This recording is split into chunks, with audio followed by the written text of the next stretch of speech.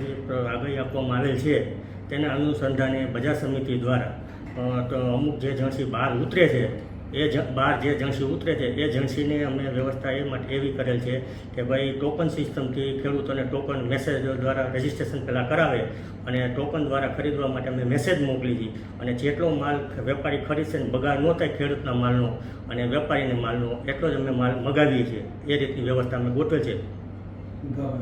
એટલે જો વાતાવરણ ક્લિયર હોય, વાતાવરણ સાફ હોય તો એ પ્રમાણે અમને માલ ઉતારવા દેવામાં અને જે બપોર સુધીમાં ભરાઈ જાય. અને જો વાતાવરણ ખરાબ હોય તો અમે પ્લેટફોર્મની અંદર ઉતારવાની એવી વ્યવસ્થા અમે કરેલ છે.